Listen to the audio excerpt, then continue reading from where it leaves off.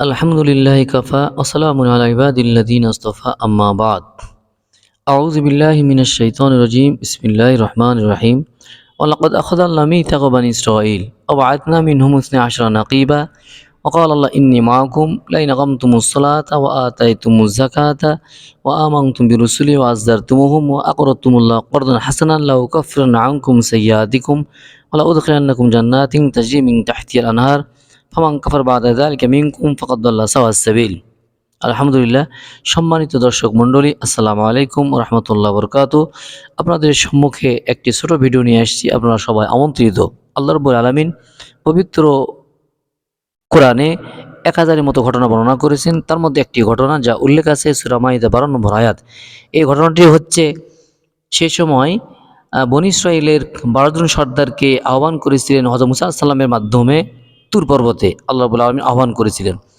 তো এখানে বলেছেন যে ওয়ালাকাদ আখাযাল্লাহু মিসাকা বানি ইসরাঈল। আল্লাহ রাব্বুল আলামিন বললেন যে আমি তাদের মধ্যে ১২ জন সর্দারকে আহ্বান করেছিলাম বা নিযুক্ত করেছিলাম। সে তুর পর্বতে তারা আসছিল।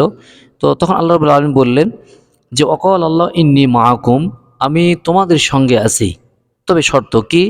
লাইন আকামতুমুস সালাতা, যদি তোমরা নামাজ প্রতিষ্ঠিত করো, ওয়া আতাইতুমুজ যাকাতা, যদি যাকাত দিতে থাকো, ওয়া আমানতুম বিরুসুলি, যদি আমার রসুলদের প্রতি বিশ্বাস রাখো, ওয়া আযযারতুমুহুম, তাদেরকে যদি সাহায্য করো, ওয়া আকরাদতুমুল্লাহ করদান হাসানা, আল্লাহকে উত্তম পথে ঋণ দিতে থাকো, লাউ কাফরানা আনকুম সাইয়্যাতিকুম ওয়া লাউদখিলান্নাকুম জান্নাতিন তাজরি মিন তাহতিল আনহার, তাহলে অবশ্যই আমি তোমাদের পাপসমূহ আমি আল্লাহ ক্ষমা করে দিব। ফামান কাফার বাদা যালিকা মিনকুম, যে এরপরও যারা অস্বীকার করে বা কাফের হয়, ফাকাদ দাল্লা সাওয়াস সাবিল, নিশ্চিতই তারা সলপথ থেকে বিচ্যুত হয়ে পড়ে। আল্লাহ রাব্বুল আলামিন যে 4টি আমাদের উপর দায়িত্ব দিয়েছেন, যে নামাজ, যাকাত, রসুলদের প্রতি বিশ্বাস, তাদেরকে সাহায্য করা, আল্লাহকে উত্তম পথে ঋণ দিতে থাকা। তো এই যে 5টি দায়িত্ব, এই 5টি দায়িত্ব যদি আমরা যথাযথভাবে পালন করতে পারি, তাহলে অবশ্যই আল্লাহ বলেছেন অবশ্যই আমি তোমাদের পাপসমূহ ক্ষমা করে দেব এবং অবশ্যই তোমাদেরকে জান্নাতে বা উদ্যানে প্রবিষ্ট করাবো। তো আয়াতের যে একটি অংশ, সে অংশতে বলা হয়েছে লাউ কাফরানা আনকুম সাইয়্যাতিকুম ওয়া লাউদখিলান্নাকুম জান্নাতিন তাজরি মিন তাহতিহাল আনহার, but I will surely forgive your sins and surely admit you to the garden.